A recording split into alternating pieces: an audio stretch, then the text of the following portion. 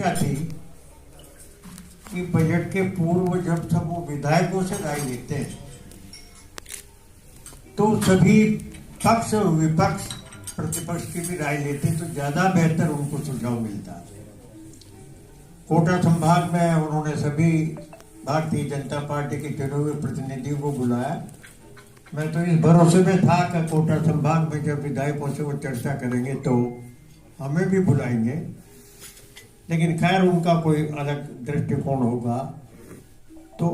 जो चीज विधानसभा के आने वाले बजट सत्र से पूर्व बूंदी विधानसभा क्षेत्र में क्या इसका व्यू पॉइंट होना चाहिए, इस बजट में क्या प्रावधान किए जाने चाहिए, हमारी अपेक्षाएं क्या है, यहाँ की मांग क्या है, यहाँ की भौगोलिक परिस्थिति क्या है, उन सब बातों के दृष्टिकोण से एक विजन डॉक्यूमेंट अपने बूंदी विधानसभा क्षेत्र का इसमें बनाया है। और ये 25-26 का जो बजट है तो हम ये चाहते हैं कि इस व्यू पॉइंट के हिसाब से जो भी आवश्यक जो बजट प्रावधान या वो बजट में इनकी घोषणा करे कि इनमें से किन किन कामों को वो लेने वाले। तो सबसे पहला तो इसमें ये है कि एक चर्चित है, शुरू से ही परेशानी भी है कि अदालत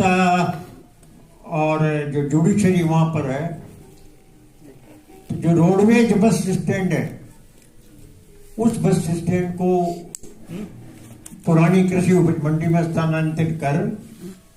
और रोडवेज का परिसर और अदालत का परिसर एक करके मिनी सचिवालय उस जगह पे बनाने का है। तो इसमें चर्चाएं अखबार तक ही है, लेकिन वास्तविक रूप से सरकार की तरफ से इसमें कोई ठोस कदम नहीं उठाया गया है। और अपन ये चाहते हैं कि इस मिनी सचिवालय की घोषणा के सरकार और इसके लिए डीपीआर बनाने के लिए सिद्धांतन इस बात को माने और इसको डीपीआर बनाने के लिए इसके लिए आर्थिक दृष्टिकोण से भी वो बजट का प्रावधान करेगी। अपना सभी चाह रहे हैं कि ये चीज हो। तो पहला तो अपना व्यू पॉइंट ये है कि मिनी सचिवालय बनना बहुत जरूरी है और उसमें रोडवेज या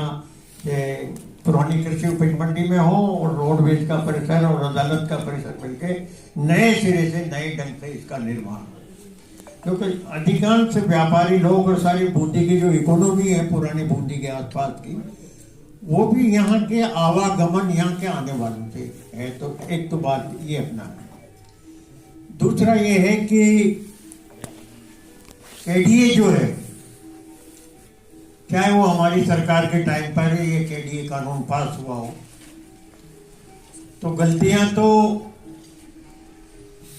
हुई है कि केडीए में बूंदी के 64 गांव उन्होंने और एक नगर पालिका शामिल, और इससे सारी अर्थव्यवस्था जो कोटा की जो है, कोटा यूआईटी पहले थी, कोटा यूआईटी में कुछ गांव मिलाए गए। फिर इसके बाद एक व्यापक दृष्टिकोण से जो हमारी कीमती भूमि थी, उन कीमती भूमि को मिलाकर केडीए के नाम से वो अलग दृष्टिकोण से एक नया विजन दे करके वो करना चाह रहे थे। तो हम ये चाहते हैं कि केडीए या तो समाप्त हो, समाप्त ना करे तो भी जो 64 गांव अपने और एक नगर पालिका है, इसको यथावत वापस बूंदी में जो 3000 बीघा जो एयरपोर्ट के लिए गई वो गई, जो गई उसमें कोई बात नहीं, एयरपोर्ट में मैं बाद में आऊंगा उसके बाद में। तो इन जो केडीए से हमारे 64 गांव को मुक्त कर आबादी की भूमि, चरागाह की भूमि, कृषि भूमि और जितने भी जो पंचायती राज और नगर पालिकाओं के अधिकारों के तहत जो ग्राम पंचायतों के अधिकार थे, उनको ही विकास का जिम्मा सौंपे और केडीए से हमको मुक्त करे। दूसरा इसमें तीसरा मेरा ये है कि नगर विकास न्यास की स्थापना होना चाहिए बूंदी में, और इसके लिए नगर परिषद बूंदी की जो सीमा के दायरे को बढ़ाते हुए ये रामनगर, तालाब गांव, गणेशपुरा, माटुंदा, रामगंज, बालाजी, दोलड़ा आसपास के क्षेत्र को मिला करके यूआईटी का गठन किया जाना। तो यूआईटी के गठन में जैसे नगर निगम भी थे तो कोटा नगर वो भी थी, और पहले नगर निगम है, नगर परिषद है, तो यूआईटी भी है। तो यूआईटी के बनने से बूंदी का एक सर्वांगीण विकास इर्द गिर्द में होकर के उसकी संभावना है। तो अपन ये चाहते हैं कि यूआईटी का गठन हो, नगर परिषद तो रहे ही, लेकिन यूआईटी का गठन